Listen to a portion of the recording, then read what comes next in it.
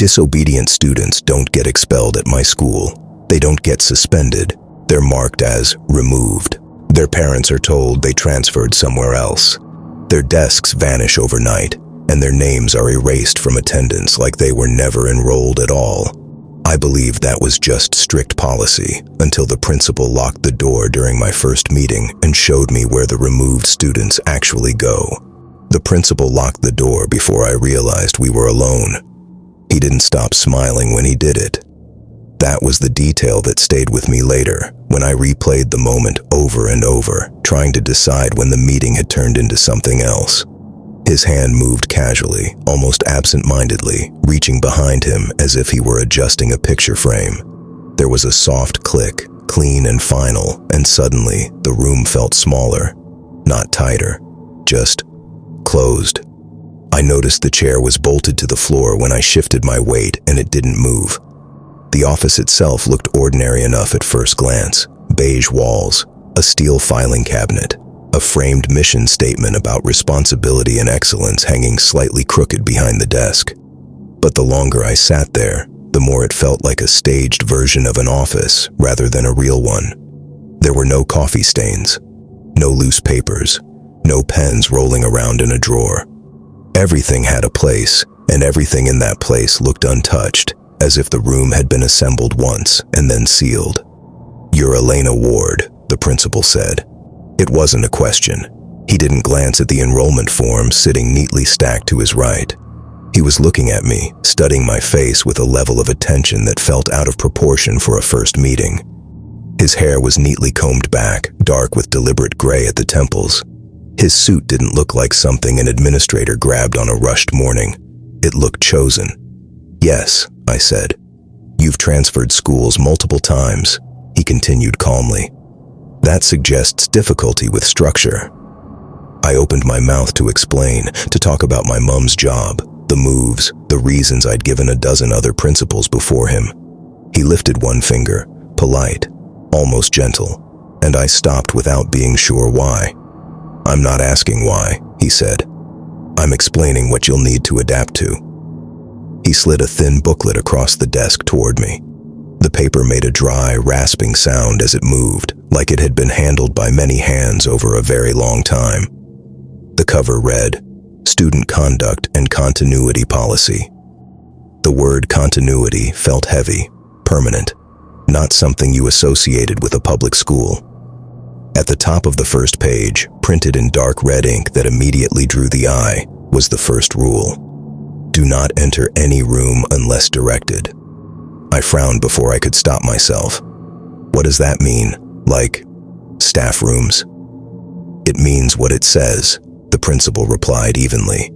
"You do not enter a room unless you are explicitly directed to do so by faculty or administration." I turned the page. There were dozens of rules, each written in clear, precise language. Some were familiar enough to feel reassuring. No harassment, no vandalism, no smoking or vaping on school grounds. Then the tone shifted.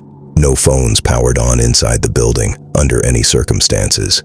No speaking in stairwells. No running, even during emergencies. No standing in doorways. No questioning instructions. No remaining in the building outside approved hours. Every rule ended the same way. Failure to comply will result in removal. "Removed?" I asked, looking up. The principal's eyes met mine fully for the first time. They weren't cold. That was what unsettled me. They were patient, like he'd had this conversation more times than he could count, and had never needed to raise his voice once. "Yes," he said. "From the school." "Suspension?" I asked. "Expulsion?" He smiled slightly. "No. Just no. No explanation, no clarification." The word landed and stayed there, heavy and unresolved. I flipped to the last page, suddenly eager to reach the end of something, even if I didn't know what. At the bottom of the page, printed alone in the same dark red ink, was the final rule. "There is no basement." I stared at it longer than the others. "But the building is old," I said finally. "Most old schools have—" "That," he interrupted gently, "is precisely why the rule exists." He stood before I did, moving around the desk with smooth efficiency. The door unlocked before I reached it, the bolt sliding back as quietly as it had closed. He held the door open himself, smiling like a host ending a pleasant visit. "Welcome to Harlow Ridge Public," he said. "Obey the rules, and you'll be quite safe here." As I stepped into the hallway, I glanced back. Behind his desk, flush with the wall, was a door painted the exact same color as the surrounding plaster. No handle, no frame. If you weren't looking for it, you wouldn't see it at all. He noticed me noticing it. His smile didn't change, but his eyes sharpened just slightly, like a lens focusing. Then the door closed. Orientation took place in the auditorium the next morning. The principal stood on stage beneath a cheerful banner that read, "Welcome students," its bright colors clashing with the seriousness of his presence. The teachers sat in a neat line behind him, hands folded, faces attentive in a way that felt rehearsed. "The rules are strict," he said, his voice carrying easily without effort. "They are strict because they work. They preserve order. They preserve safety. Most importantly, they preserve continuity." He paused, letting the words settle over the room. "When you obey," he continued, "your experience here will be predictable. Predictability is a gift." A few students nodded, others shifted uncomfortably. "When you disobey," he said calmly, "you will be removed." No one laughed, no one whispered. The silence felt trained. After orientation, an assistant principal led us through the building in tight, orderly lines. We walked on the right side of the hallway without being told to. Older students moved the same way, stepping aside instinctively when staff approached, like parts of a system sliding back into place. At the stairwell, the assistant stopped us at the threshold. "No speaking in stairwells," she said. "If you need to communicate, wait until you reach the landing." A boy behind me scoffed quietly. The assistant turned her head slowly. "What was that?" "Nothing," he muttered. She smiled. "Good. Then you understand." At lunch, I sat with a group of other new students. We talked quietly about schedules, teachers, the food, normal things. Halfway through, a girl with a long braid leaned in slightly. "Don't break the rules," she whispered. I shrugged. "Every school has rules." Her expression didn't change. "Not like these." "What happens?" I asked. "Detention." She shook her head once. "You get removed." The words sounded different coming from her mouth. Smaller, sharper. That afternoon, I saw my first removal. A boy ran down the corridor outside the science wing. Not fast, not recklessly, just late. He nearly collided with the teacher and skidded to a stop, breathing hard. The teacher didn't yell. He lifted his hand, palm up, and the boy froze. The principal appeared at the end of the hallway. I didn't see where he came from. He was just suddenly there, walking toward us at an unhurried pace. The teacher stepped aside without being asked. "Running," the principal said gently. "I was late," the boy said quickly. "I didn't mean..." "Intent is not structure," the principal replied. "Structure is structure." He placed a hand on the boy's shoulder. Not hard, not threatening, just enough to establish contact. "Escort him," he said to the teacher. The boy looked around, confused, then scared. "Am I in trouble?" "No," the principal said, smiling. "You're being removed." The teacher guided the boy away. He looked back once, eyes wide, searching for something. Help, explanation, anything. Everyone else looked away. The next day, the boy's desk was gone, not empty, removed. His name never came up during attendance. No one asked where he went. That night, at home, I opened the school's website. The history page listed principals going back more than 100 years. Each one had a photograph. Every photograph showed the same man. Different clothes, different eras, same face, same eyes, same calm smile. The principal I met yesterday, the principal now, the principal always. I closed my laptop slowly and lay awake staring at the ceiling, thinking about the rule printed in red ink. There is no basement. And the door behind his desk that pretended not to exist. By the time sleep finally came, I wasn't asking whether something was wrong with the school anymore. I was asking how many students had been removed before anyone started looking for where they went, and whether following the rules was actually keeping anyone safe or just buying time before the system decided what to do with you. By December, the rules no longer felt strange. That realization scared me more than the rules themselves. The school trained you quietly, efficiently, until compliance felt natural. You stopped reaching for your phone without thinking. You stopped talking in stairwells instinctively. You learned which doors to ignore and how to move through the building without drawing attention. Obedience wasn't demanded loudly. It was rewarded with invisibility. Teachers praised discipline instead of curiosity. Excellent adjustment, they'd say, smiling in a way that felt rehearsed. The principal's voice drifted over the intercom daily, reminding us that predictability was a gift. Students who followed the rules thrived. Students who didn't vanished. By now, 3 students were gone.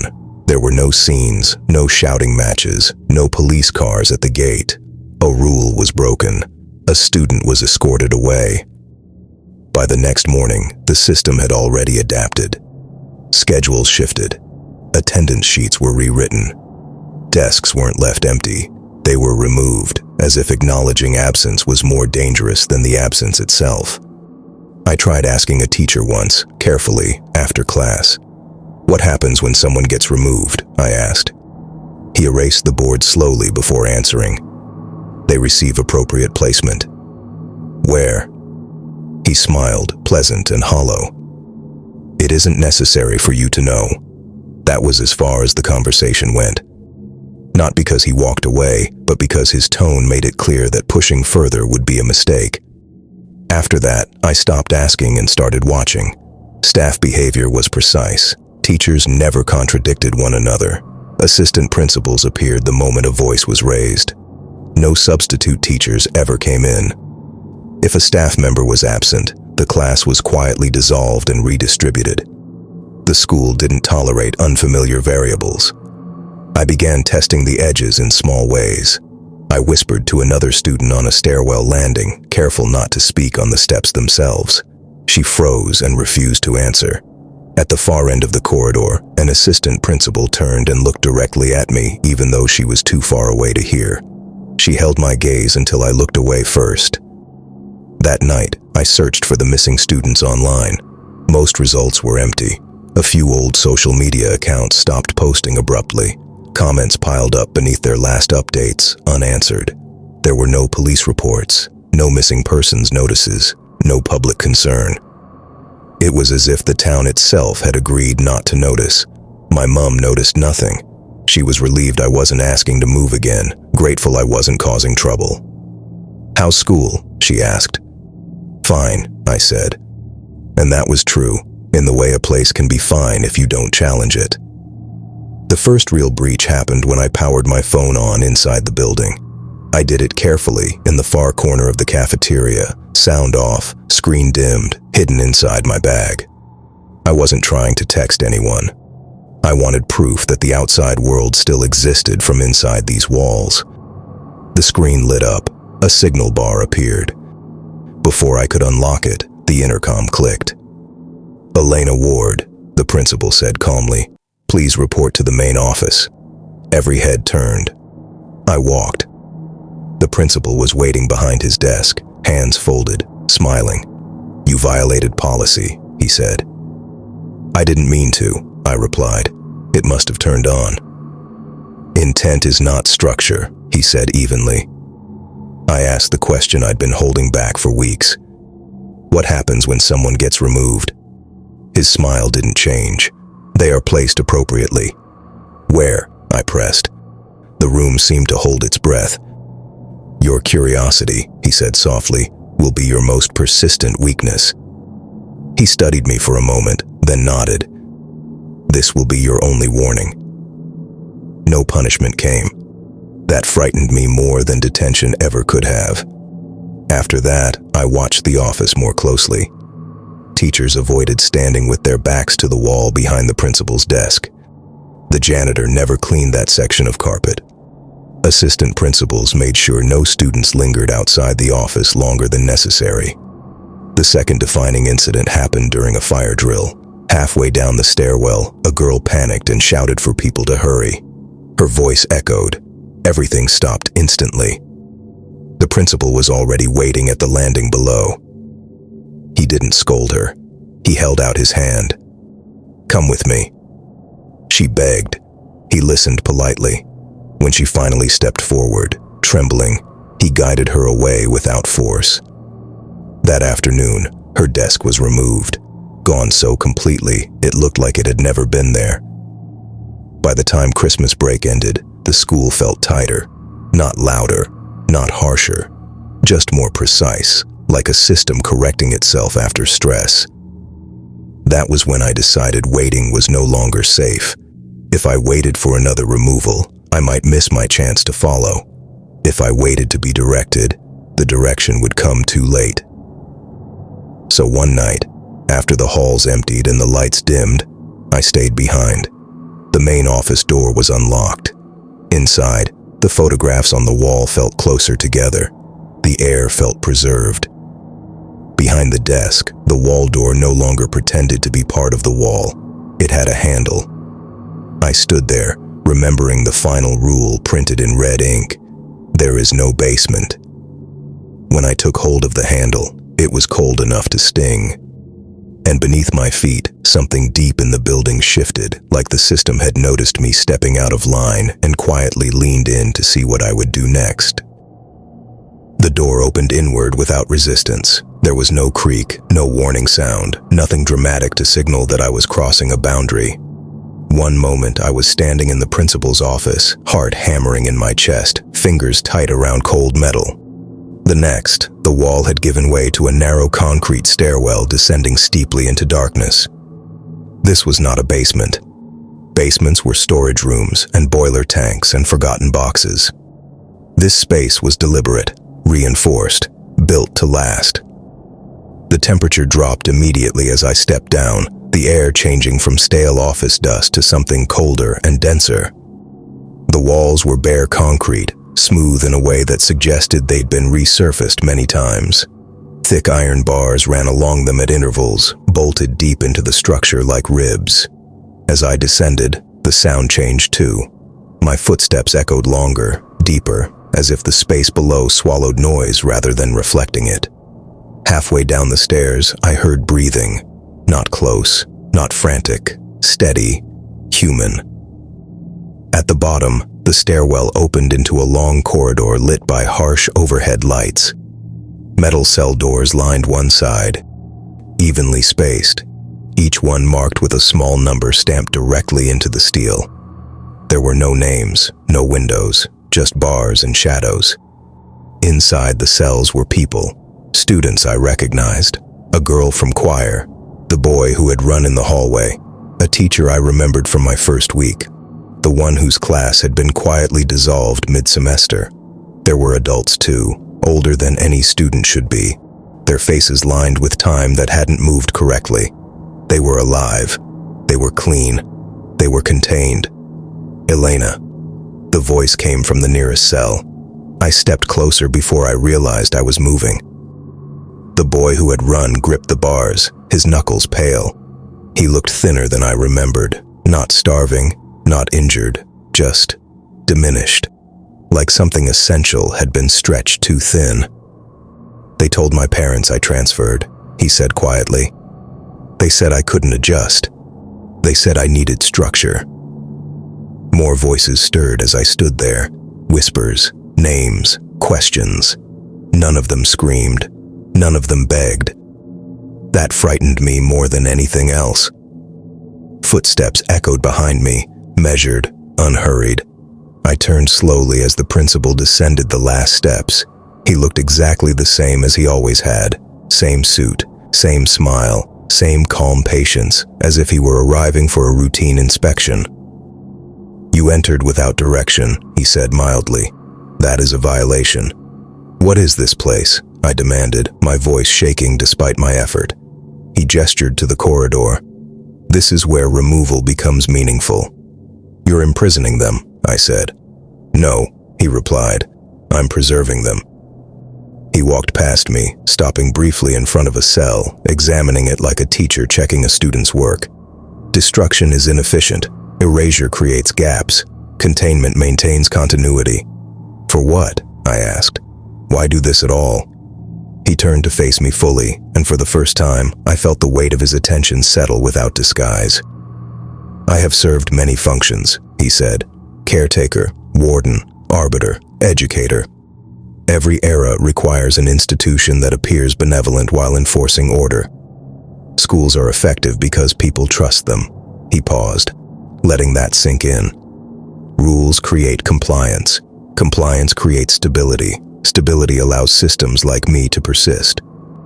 Behind me, metal ground against concrete. The stairwell sealed shut. I spun around, heart pounding, but the slab of reinforced steel had already locked into place.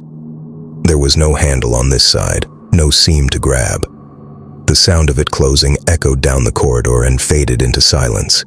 You broke a rule, the principal said calmly, and you did so knowingly.